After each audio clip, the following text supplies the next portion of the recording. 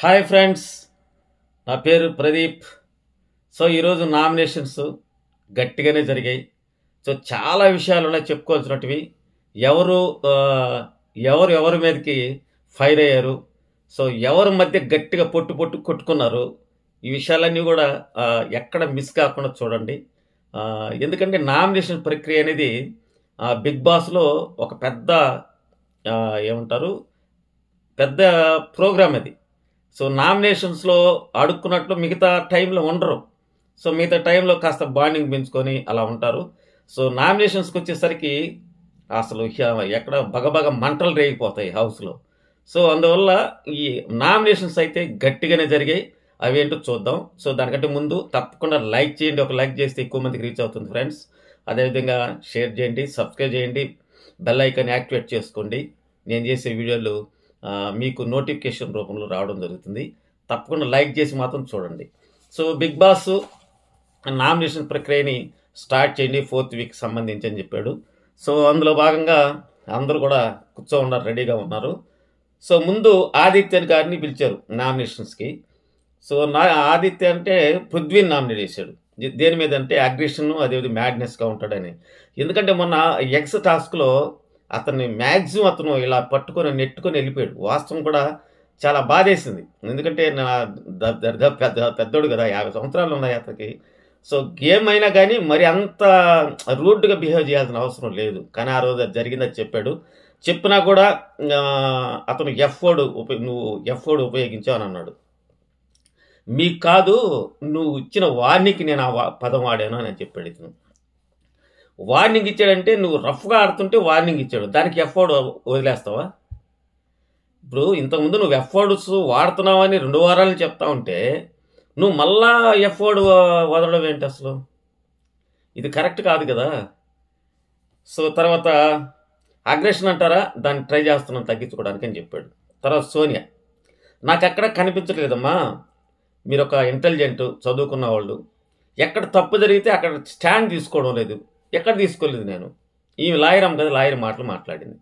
మీరు పృథ్వీ నిఖిల్ ఆ విధంగా అగ్రెషన్ పైకి వచ్చేస్తూ ఉంటే ఆడపిల్లలు ఉన్నారు, ఆ టైంలో మీరు చెప్పు ఉండాల్సిందంటే ఆ అమ్మాయి ఏమన్నది, నేను తీసుకోలేదు, నేను చెప్పలేదు, నేను ఎందుకు చెప్తాను, అది నా గేమ్, నా స్ట్రాటజీ అనేది. ఓకే, అది స్ట్రాటజీ కావచ్చు.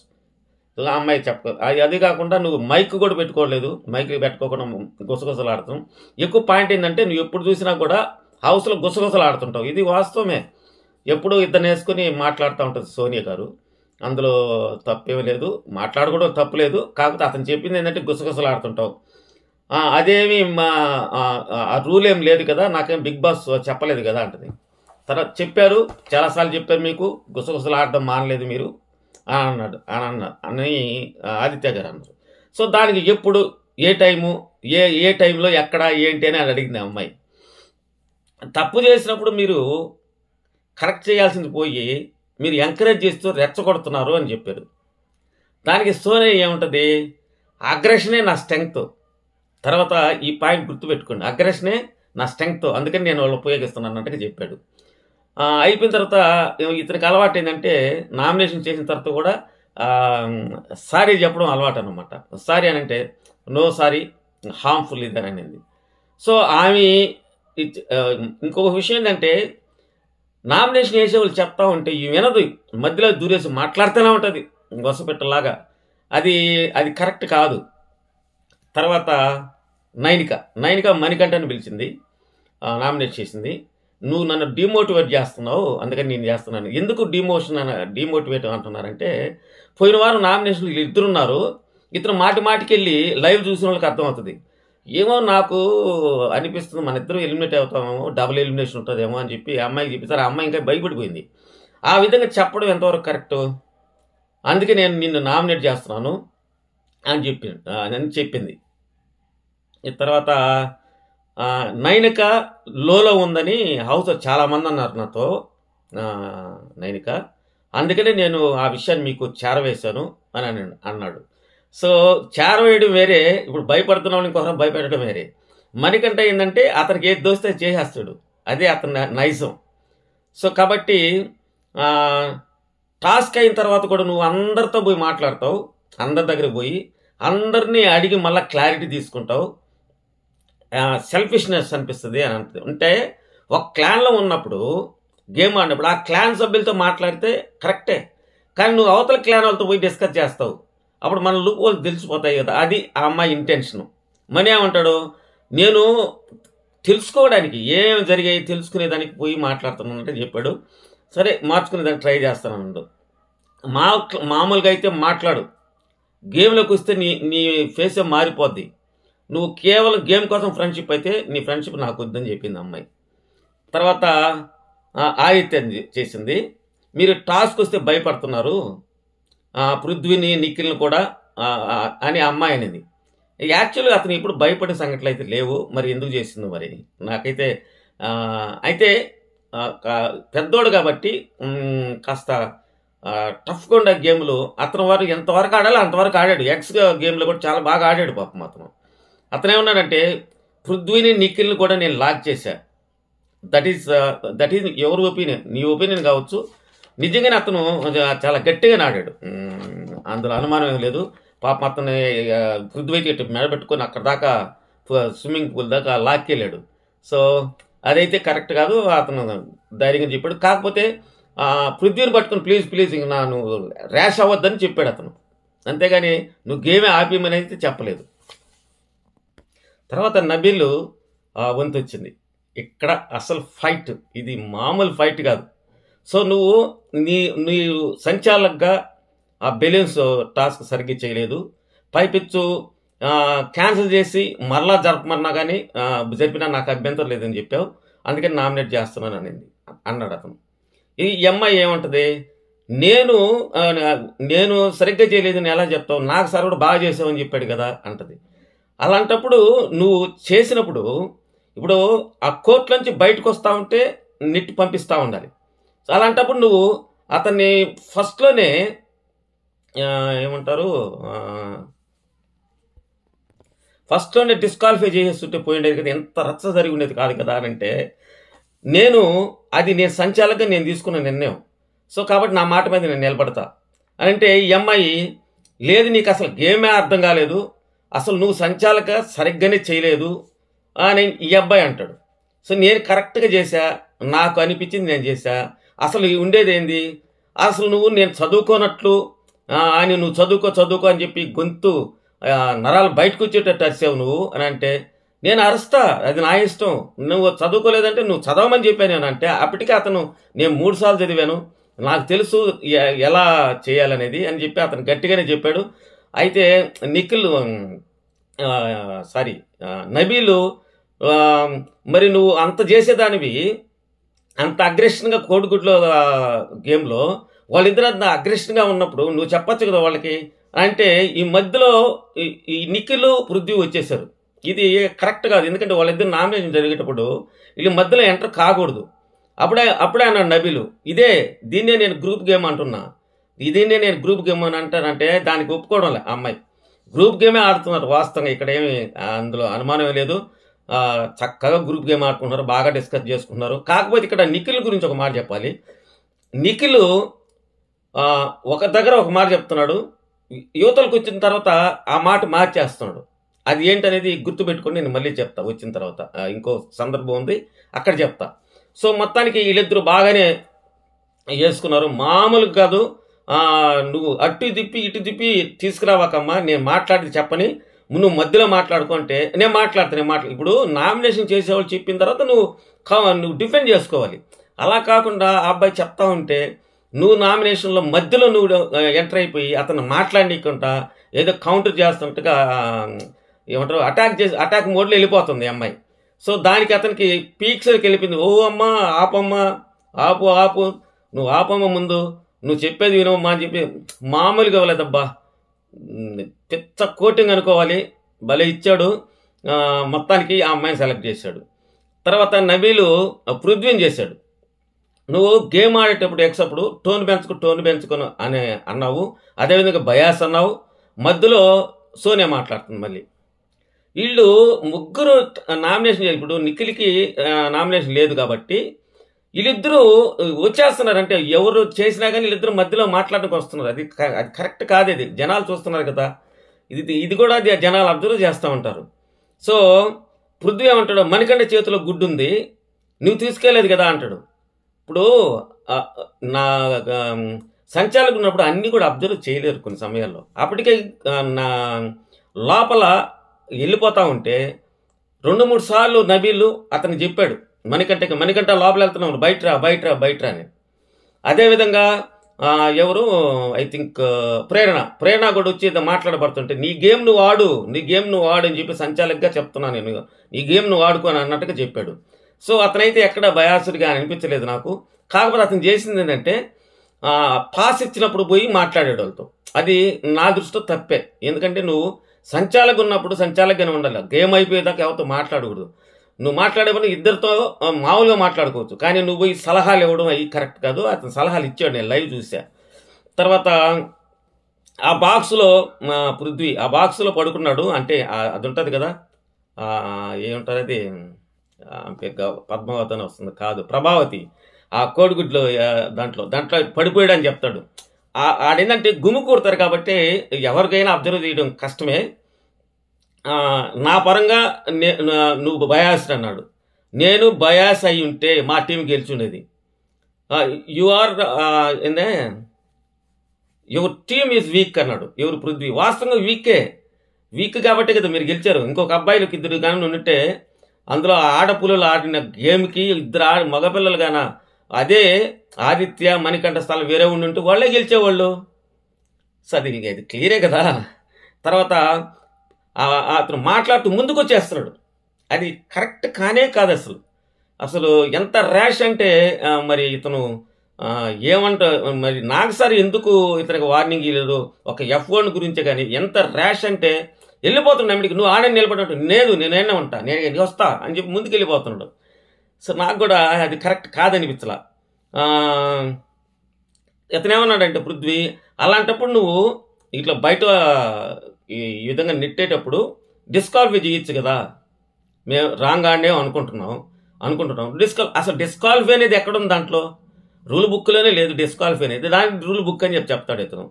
సో నబీలో అదే చెప్పాడు, రూల్ బుక్లో లేదు అని చెప్పాడు. మొత్తానికి వాళ్ళతో అంతతో సుఖాంతమైంది. తర్వాత ప్రేరణ వచ్చింది, మణికంఠని చేసింది. కారణం ఏంటంటే నువ్వు చాలాసార్లు వచ్చి అన్నీ చెప్తావు, హక్స్ అడతావు, కానీ నువ్వు ఎప్పుడు ఫ్లిప్ అవుతావు తెలియదు. అందరూ కూడా అదే మాట మీద ఉన్నారు. నువ్వు ఎప్పుడు ఏడుస్తావు, ఎప్పుడు నవ్వుతావు, ఎప్పుడు బాగుంటావు, ఎవరితో ఉంటావు అనేది అర్థం కాదు మాకు అని చెప్పి నామినేషన్ చేసింది. నువ్వు వద్దు అన్నావు, నసిగావు. అందుకు నాకు అది ఇంటెన్షన్గా అనిపించింది. అంటే ఆ దోషి విషయం దాని గురించి చెప్పింది. ఈ అమ్మాయి ఏంటంటే సారీ చెప్పడానికి నాకేం అభ్యంతరం లేదు, నువ్వు హౌస్లో మొత్తానికి స్ప్రెడ్ చేసావు, నీ వల్ల అయింది. ఎందుకంటే నాకు సార్ కూడా చెప్పారు కదా, ఆ విషయం చెప్పింది అమ్మాయి. ఇతనే ఏమంటాడు, నా ఇంటెన్షన్ అది కాదు ప్రేరణ, నువ్వు ఒక చిన్న విషయం కదా, అందులో సెన్సిటివ్ మ్యాటర్, అందుకు నువ్వు ఒకసారి చెప్పేసి అయిపోద్ది కదా అనే ఉద్దేశంతో చెప్పాను నేను. అంతేకా నేను ఎవరికి పోయి అది పనికైతే ఏం చెప్పలేదు. వాస్తవంగా అతను నాకు పని ఏం చెప్పలా. జరిగిన తర్వాత అక్కడికి పోయిన తర్వాత అక్కడ ఏం జరిగిందని నిఖిల్ పృథ్వీ వాళ్ళందరూ అడిగితే అప్పుడు చెప్పాడు. తర్వాత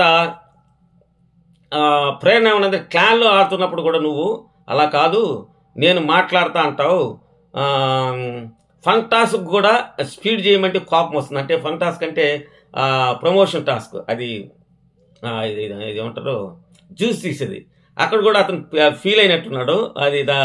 అదే చిన్నగానే చేస్తున్నాడు. నువ్వు కాస్త స్పీడ్గా చెప్పుంటే మనం గెలిచేవాళ్ళం. నువ్వు వీక్ అని అంటే నేను వీక్ కాదు, నేను నా వెర్షన్లో నేను చేశాను, నా వాటిని నేను చేశానని చెప్పాడు. తర్వాత సోనియా, నబీల్, మిస్టర్ ఫెయిల్ సంచాలక్ అంటా వచ్చింది. అసలు అది అనడమే తప్పు. నువ్వు నేరుగా ఇక్కడ వచ్చి నిలబడి లైన్ మీద నేను పలానాయని నామినేషన్ చేస్తానని చెప్పాలి. నువ్వు అక్కడి నుంచి బిగ్ బాస్ సోనియా అనగానే మిస్టర్ ఫెయిల్ సంచాలక్ అంటా పోయింది. ఇది టోటలీ రాంగ్ నా దృష్టిలో. మీకేమనిపిస్తుంది కామెంట్ సెక్షన్లో రాయండి. నబీల్ ఏమన్నాడు, ఫెయిల్ సంచాలక్ అనకు, నన్ను నబీల్ అని పిలువు చాలు అంటే సోనియా ఏమంటుంది, ఇది నా నామినేషన్, మీ రెస్పెక్ట్ తీసుకోవడం లేదు, మీరు రెస్పెక్ట్గా మీకు నేను ఇవ్వడం లేదు అన్నట్టుగా ఆ సెన్స్లోనే మాట్లాడింది అమ్మాయి. అలా అట్ట కాదు కదా, అది నీ నామినేషనే కావచ్చు, కానీ కొన్ని రెస్పెక్ట్స్ ఉంటాయి, కొన్ని రూల్స్ ఉంటాయి, అది పాటించాలి. అప్పటికి చెప్పాడు, నేను సంచాలకుగా ఫెయిల్ కాలేదు. సోనియా ఉన్నది, నేను మాట్లాడినట్టు మాట్లాడు, ఫెయిల్ సంచాలక్, పర్సనల్గా కూడా నువ్వు ఫెయిలే. దానికి అబ్బో, నువ్వు ఎక్స్ గేమ్లో అమ్మాయిని ఎత్తి పడేశారు. ఏమంటాడు, ప్రాక్టికల్గా ఆలోచించాలి. గుడ్లు కనిపిస్తూ ఉండాలి, చేతులు వదిలేసి కాళ్ళు వదిలేసి ఉండాలనా? అలా ఉందా బుక్లో, రూల్ బుక్లో అనేది అమ్మాయి. నేను అలా చెప్పలా, ఎక్స్ కనబడతా ఉండాలి అని చెప్పా. అంతేగాని నేను కాళ్ళు చేతులు వదిలేసి ఆరాంసే కూర్చోమని, మా అబ్బాయిలాగా కూర్చునేసి ఎత్తుకోమని గుడ్లు అని చెప్పలేదు అని చెప్పాడు. నువ్వు సంచాలకం గురించి ఆ అమ్మాయి నువ్వు ఫెయిలు అని చెప్పింది. నాకేమనిపిస్తుందంటే, నువ్వే సంచాలక పెద్ద బొక్కేసుకున్నావు అక్షంతలు. మరి నిన్నెందుకు అడగలేదు నాకు సార్, నాకు కూడా అర్థం కాల. ఎగ్గన్ గురించి కూడా మళ్ళీ మాట్లాడదామన్నారు, దాన్ని కూడా ఎత్తేసారు సండే. సో ఇక్కడ ఈ సంచాలక ఫీల్ ఇచ్చి మళ్ళా సంచాలక మీదే నామినేషన్ వేయడం కరెక్ట్ కాదు అనిపించింది. ఇంకోటి ఏంటంటే, ఇక్కడ ఆరెంజ్వే నెట్టావు నువ్వు పర్పుల్స్ నెట్టలేదు అని చెప్పి అతను వాదించాడు. వాస్తవం కూడా ఈ అమ్మాయి చూస్తే అర్థమవుతుంది, ఆరెంజ్ని నెట్టింది, మొత్తాన్ని నెట్టింది, కాకపోతే ఎక్కువ ఆరెంజ్ నెట్టింది. తర్వాత పాస్ కొట్టినప్పుడు గంప పంపినప్పుడు మేము వేసుకున్నాం అని చెప్పింది. అంటే పాస్ అన్న తర్వాత గంప వచ్చింది, ఆ గంపలో వేసుకుంది. మరి సంచాలక అనగానే యాటిట్యూడ్ చూపిస్తావు, అది నాకు నచ్చలేదు. నేను మాట్లాడితే చిన్నగా మాట్లాడను. ఎగ్ గేమ్లో డిస్క్వాలిఫై చేయాలి, కానీ నువ్వు సేఫ్గా మూవ్ అవుతావు అని ఆ అబ్బాయి మీద అనేది. డిస్క్వాలిఫై అనే మాటే లేదు దాంట్లో. అలాంటప్పుడు డిస్క్వాలిఫైని ఎట్టవాదిస్తుంది అమ్మాయి? మళ్ళీ లాయరు ఒక్కరిని డిస్క్వాలిఫై చేయడానికి ఎక్కడుంది? అసలు రూల్ బుక్లో ఉంటే డిస్క్వాలిఫై చేయొచ్చు, తప్పలేదు. కానీ ఆ రూల్ బుక్ ప్రకారమే కదా, నువ్వు 10 సార్లు బుక్ చదువు ఆ రూల్ బుక్ చదువు అని అన్నావు కదా. మరి ఆ రూల్ బుక్ ప్రకారం అతను చేశాడు. నబీలు నాగసారిని తీసుకొస్తావు, నేనేం పాయింట్ తీసుకొచ్చా? టై అన్నావు నువ్వు, నిఖిల్ అభిప్రాయానికి రాలే. బయట పోయిన బొలియన్స్ ఎందుకు లెక్క చేశావు అని అతని పాయింట్. ఇప్పుడు టై అయిపోయింది. సో అలాంటప్పుడు నువ్వు బయట పోయినట్టు చేయకూడదు కదా. వాస్తవం కూడా అది రూల్ ఏంటంటే, లోపలుండే బెలూన్స్ లెక్క పెట్టాలి. ఈ అమ్మాయి డెసిషన్ ఏం తీసుకుంది, అన్నీ లెక్క పెట్టింది. లోపలికి లెక్క పెట్టుంటే అబ్బాయి టీం గెలిచుండేది కూడా. సో ఈ అమ్మాయి అక్కడ రాంగ్ చేసిందేమో అనిపించింది నాకు. మీకేమనిపించిందో చేయండి. తర్వాత నువ్వు ఫీల్ సంచాలక్ నబీల్, నాకు సార్ చెప్పినాడు కదా, నువ్వు ఫీల్ సంచాలక్ అని చెప్పాడు కదా నబీల్. నాకు సార్ కూడా చెప్పలేదు కదా నువ్వు ఫెయిల్ అయినావని. మరి నువ్వెలా చెప్తావు? నీ అండర్స్టాండింగ్ అంత ఉంది అంటే ఈ అమ్మాయి ఎలా అనుకుంటుంది, మిగతా వాళ్ళంతా దద్దమ్మలు అనుకుంటుంది. నబీల్, నువ్వు గట్టిగా అరుస్తుంటే నేను అరవకు అన్నాను. నేను పర్సనల్గా కరెక్ట్ కాదు అన్నావు నువ్వే. నేను అందరితో కలిసి మాట్లాడుతున్నా, వీడియోలో ప్రూఫ్ కూడా ఉంది. నీ మాట వింటూ పర్సనల్గా కూడా నీ ఆట ఆడు అని కూడా చెప్పా నేను. ఆడియన్స్ చూస్తున్నారు, నేను ఫేక్ అయితే నేను బయటకు వెళ్ళిపోతా అని నబీలు గట్టిగా ఇచ్చి పడేశాడు అమ్మాయికి. ఈ అమ్మాయి ఏదేదో చెప్పి ఎక్కడెక్కడో తిప్పి తీసుకొచ్చి అతనికి రుద్దడానికి ప్రయత్నం చేసింది. తర్వాత సోనియా ఏమనింది, ఫేక్ అనాలా లేకపోతే సేఫ్ అనాలా? నువ్వు సేఫ్ గేమ్ ఆడు. మరలా చెప్తున్నా, మీరు అట్ట అనబాకు. సో నేను చెప్పను, నేను ఒకసారే చెప్తాను. ఇది మళ్ళీ చెప్పానంటే ఈ అమ్మాయికి నీ యాటిట్యూడ్ అంటే, ఏదైనా చెప్పినప్పుడు మళ్ళీ ఏంటి అని అడిగితే చెప్పదు. అదేంటో మనకి అది అర్థం కాదు. తర్వాత ఆదిత్య అని చేశాడు. ఇక్కడ ఉండడమే చాలా గొప్ప అని అన్నాడంట ఆయన దగ్గర. సోనియా విన్నింగ్ అవ్వాలని ఇంట్రెస్ట్ లేదు. తర్వాత ఆదిత్య, పృథ్వీ, నిఖిల్ కూడా తెలుసు నువ్వు రివెంజ్ నామినేషన్స్ అని నబీలు అన్నాడు. సోనియా, నేను హౌ యూ ఫీల్ అని కూడా చెప్పాను అని అంటే ఇక్కడ ఏమైందంటే, సో నీకు ఉండడమే ఇష్టం లేదు కాబట్టి నువ్వు హౌస్కి అనర్హుడు అన్నట్టుగా చెప్పారు. తర్వాత ఆదిత్యను గురించి అది జరిగింది.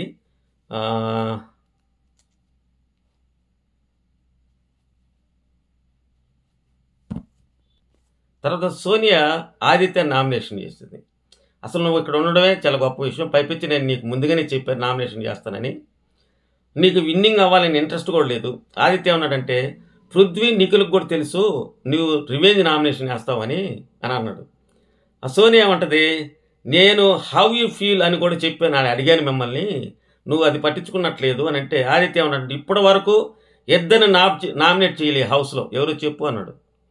యాక్చువల్గా ఈ గ్రూప్ గేమ్ అయితే ఎవరైతే ఆడుతున్నారో వాళ్ళల్లో సోనియా నిఖిల్కి ఈ ఛాన్స్ లేదు, పృథ్వీని ఇప్పటి వరకు కూడా చేయలేదు. సో ఇది గ్రూప్ గేమ్ అంటాడు. ఎందుకు రెడీగా లేదు?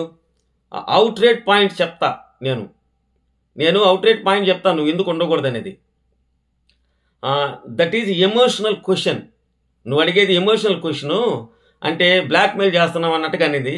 దానికి ఏమన్నాడు, ఎమోషనల్ కాదు, అది గ్రూప్ గేము అనిపిస్తున్నా, నేను చెప్తున్నాను అది గ్రూప్ గేమ్ అని చెప్పాడు.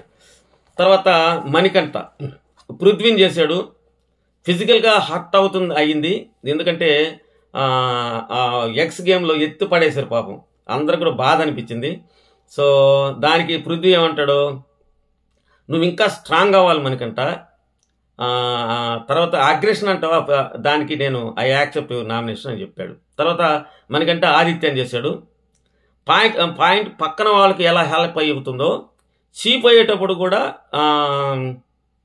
విష్ణుప్రియకు అంటే విష్ణుప్రియ ఇతనికి వేసిందనమాట. నువ్వు చీఫ్ అవ్వాలనుకున్నప్పుడు నువ్వు కరెక్ట్గా ఉండాలి, పాయింట్స్ కరెక్ట్గా చెప్పాలి, నీలో అంత ఇది ఉందా అని ఇతను క్వశ్చన్ చేస్తున్నాడు. అతన్ని ముందుగానే ప్రెడిక్ట్ చేస్తావు, ఈరోజు ఈ వారం ఇదవుతుంది అని అనుకుంటావు. నువ్వు గైడెన్స్ కొంతవరకు బాగానే ఉంది, కానీ ఓవర్ గైడెన్స్ బాగలేదు.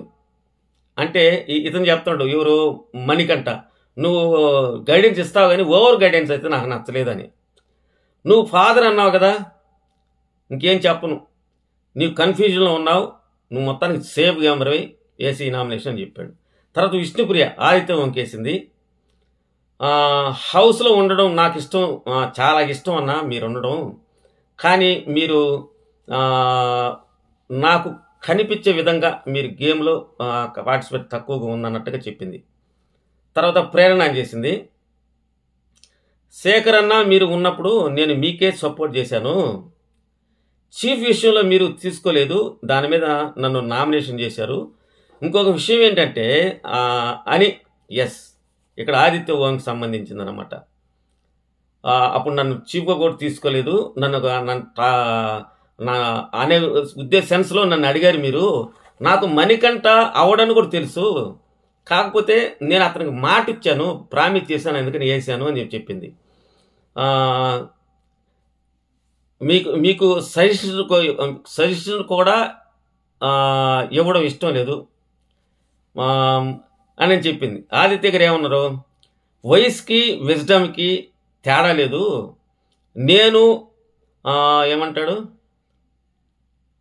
లీడర్ అయిన తర్వాతే నేను హౌస్కి వచ్చాను, ఈ లీడర్కి ఇంతకుముందు చాలా పనులు చేశాను అని చెప్పుకొచ్చాడు. తర్వాత విష్ణు, మీరు నైనికతోనే మాట్లాడలేదు, ఎందుకంటే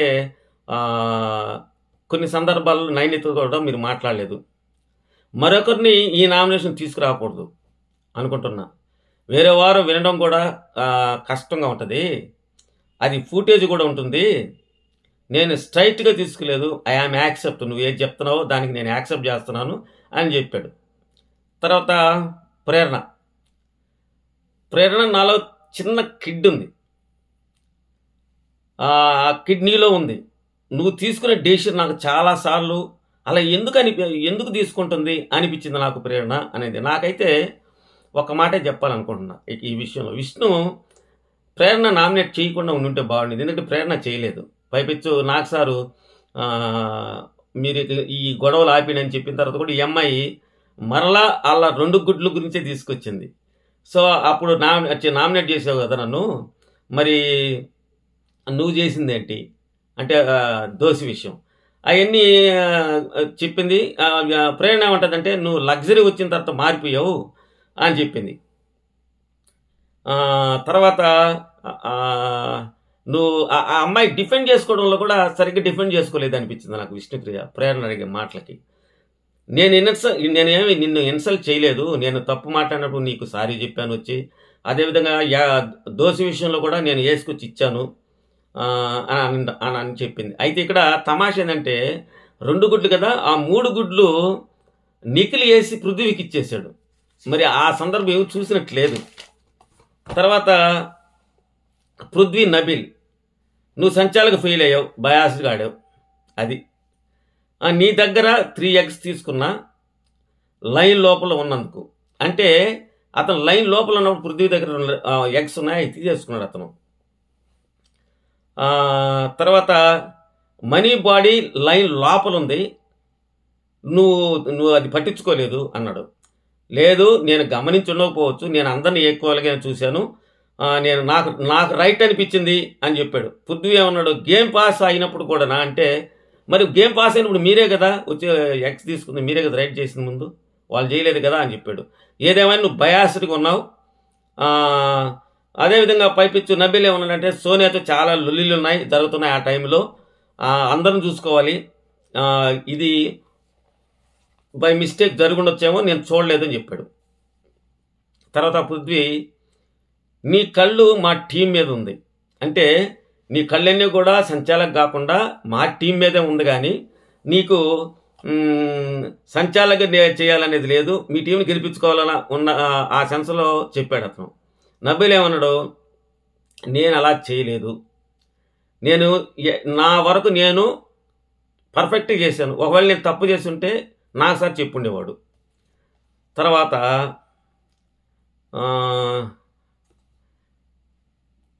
మణికంఠ, పృథ్వీ ఏమంటాడంటే నువ్వు మెంటలీగా వీక్గా ఉన్నావురా, నువ్వు కన్ఫ్యూజన్లో ఉన్నావు, అదే కాదు నువ్వు చాలా కన్నింగ్, దోషి విషయంలో నీ ఇంటెన్షన్ అర్థమైపోయింది, మేము వీడియో చేసిన తర్వాత అంతా నువ్వే చేసావు అనిపించింది అని అన్నాడు.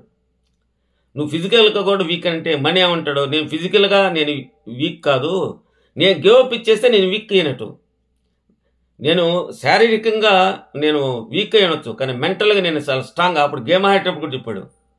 అయితే నీ టీం వీక్ కదా అన్నాడు. మనీ ఏమంటాడు, మేము వీక్ కాదు, మేము వీక్ ఎందుకు అవుతాం, మేము ఆడాం, మేము ఎంతవరకు ఆడాలో అంతవరకు ఆడాం, మా బెస్ట్ అయితే మేము ఇచ్చామని చెప్పాడు. వాస్తవం కూడా ఆ ఇద్దరు ఆడపిల్లలు ఎవరైతే ప్రేరణ అదేవిధంగా యష్మి ఆడపిల్లలు ఎక్సలెంట్గా ఆడారు. తర్వాత సీత ప్రేరణ చేసింది. లాస్ట్ వీక్ నామినేషన్లో నీకు దెబ్బలు దాకాయి అన్నావు, అంటే మనీకి వాళ్ళిద్దరికి జరిగింది కదా వస్తువులు తీసుకొచ్చేది స్టోర్ రూమ్లో నుంచి అన్నావు. మరి ఆ టైంలో ఆ గేటేసి ఉంటుందని మాకు తెలియదు, అది తగిలింది, దాన్ని కూడా తీసుకొచ్చి నువ్వు నామినేషన్ చేసావు, అది కరెక్టేనా అని చెప్పి అంటే నువ్వు చూసుకోవాలి కదా అని చెప్పి ప్రేరణ అనేది. తర్వాత మణికంఠ, తర్వాత ఇంకోటి కూడా అనింది, నువ్వు గేమ్లో కూడా కాల్తో కూడా కొట్టావు, అదేవిధంగా మాటలు వదిలేసావు, నువ్వు ఏంది క్యారెక్టర్ అసాసినేషన్ చేసావు, నువ్వేం తక్కువగా నీకు లేదు, నువ్వు అనాల్సిన మాటలన్నీ కూడా అన్నావు అని చెప్పి వాయించేసింది ప్రేరణని. నువ్వు మనీని అంటే సీత ఏమన్నది అంటే మనీని ఏమీ చేయకుండా వదిలేయాలా, అంటే ఆ గేమ్లో వస్తువులు తెచ్చేది, అంటే నేను సైలెంట్గా ఉండి మనీ నువ్వు తెచ్చుకొని నేను చెప్పాలా, అదేనా నీ ఒపీనియన్ అని చెప్పి అనింది. సో మొత్తానికి వాళ్ళిద్దరి మధ్య బాగానే జరిగింది, చాలా వరకు జరిగింది. ఇది చెప్పుకుంటూ పోతే ల్యాగ్ అయిపోతుందని కట్ చేస్తున్నా నేను. ప్రేరణ ఉంటుంది ఎవరు పీస్ఫుల్గా ఆడలేదు అని అంటది. గేమ్ అన్న తర్వాత పీస్ఫుల్ ఎక్కడ ఉంటుందండి, ఇప్పుడు అది ర్యాష్గానే ఉంటుంది, అందులో ఎలాంటి అనుమానం లేదు. తర్వాత ఈ అమ్మాయి కాలుతో తన్నావు, అదే నువ్వు ఉంటే నేను వచ్చి పట్టుకున్నావు నిన్ను, అంతేగాని నిన్నేమి ఒత్తిలేదు కదా అని చెప్పింది సీత.